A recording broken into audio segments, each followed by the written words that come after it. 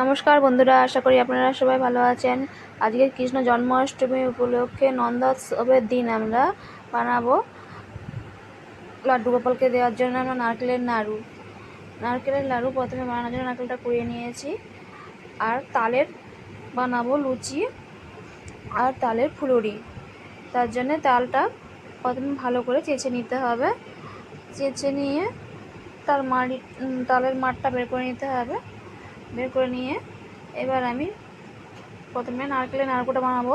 তার জন্য নারকেল যতটা আছে ততটা চিনি নিয়েছি, গোটা চিনি।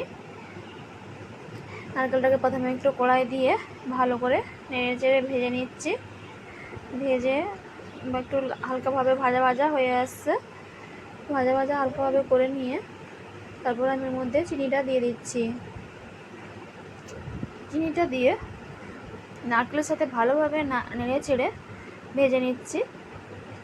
নারকেলের সাথে মিশে যাবে, চিনিটা একটু গোলা গোলা হয়ে যাবে, কারণ গোটা চিনি রয়েছে। ভালোভাবে নারকেলের সাথে নেড়ে চেড়ে নিলে পরে এটা ভাজা ভাজা মতো হয়ে এসে নারকেলের সাথে মিশে গেছে, একটু নরম হয়ে গেছে দেখুন। এবার এর মধ্যে আমি দিয়ে দিচ্ছি একটুখানি এলাচ গুঁড়ানো। এলাচটাকে গুঁড়ো করে দিয়েছিলাম। চিনিটা আমার নারকেলের সাথে মেশানো হয়ে গেছে। এবার আমি এটাকে নামিয়ে নিয়ে নারকেলের নাড়ুটা বানিয়ে নেব। এবার আমি বানাবো এটা তালের ফুলুরি। আর এই একই ব্যাটার দিয়ে বানানো হবে তালের ফুলুরির সাথে মালপোয়া। তার জন্য নিয়েছি এখানে ময়দা আর চিনি পরিমাণ মতো নিয়েছি। আর ওর মধ্যে সুজি 250 গ্রাম সুজির সাথে সুজি আর ময়দা অল্প করে পরিমাণ দেওয়া হয়েছে, 200 গ্রামের মতো। আর যেহেতু ফুলুরি আর মালপোয়াটা হবে তাই একসঙ্গে ব্যাটারটা করে নেওয়া হচ্ছে। 250 গ্রাম সুজি দিয়ে আর ময়দা 200 মতো দিয়ে আর এই তালটা ঝুড়ে নিয়েছিল যে তালের এটা মাঠটা নিয়ে এটাকে ভালো করে মাখিয়ে নিয়েছি। আর এদিকে ময়দাটাও মাখা হয়ে গেছে লুচিটা বানানোর জন্য। ময়দাটাকেও আমি তাল দিয়ে মাখিয়ে নিয়েছি তালের লুচি বানানোর জন্য। আর এই তালের লুচি বানানোর জন্য এটা আমি 250 গ্রাম ময়দা মেখেছি। আর লুচি ভাজার জন্য লুচিগুলো ছোটো ছোটো করে লেচি করে বেলেও নিয়েছি। এবার ভেজে নেবো আমি এগুলো।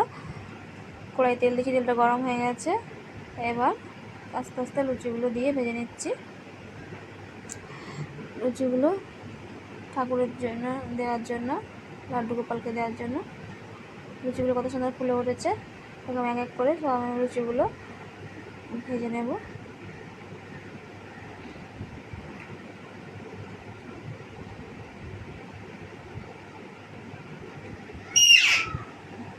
লুচিগুলোকে সব আমি একটা একটা করে দিয়ে ভেজে নিচ্ছি।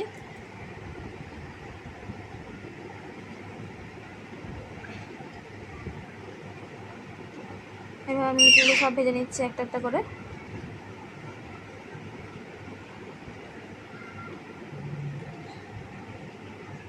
লুচিগুলো আমার সব ভাজা হয়ে গেছে।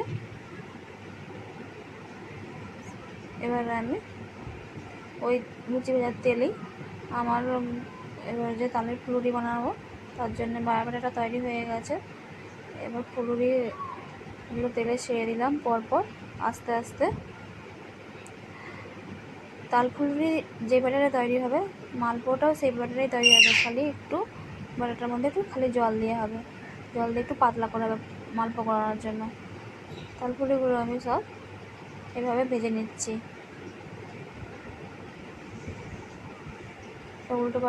উল্টে পাল্টে একটু লাল লাল করে ভেজে নিচ্ছি।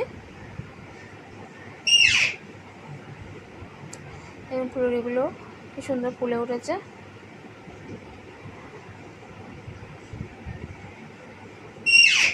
আর আস্তে আস্তে আমি এই ফুলুরিগুলোকে এরকমভাবে সব ভেজে নেব। ভাজা আমার হয়ে গেছে। এবার আস্তে আস্তে ছান্তায় করে তেল ঝরিয়ে আস্তে আস্তে আমি এগুলোকে তুলে নিচ্ছি। কত সুন্দর ফুলেছে ফুলুরিগুলো, তালের ফুলুরি বা তালের বড়া যাই বলো না কেন। এবার আমি তুলে নিচ্ছি এগুলোকে তেলটাকে ঝরিয়ে। এভাবে আমি সব ফুলুরিগুলোকে আস্তে আস্তে ভেজে নিলাম।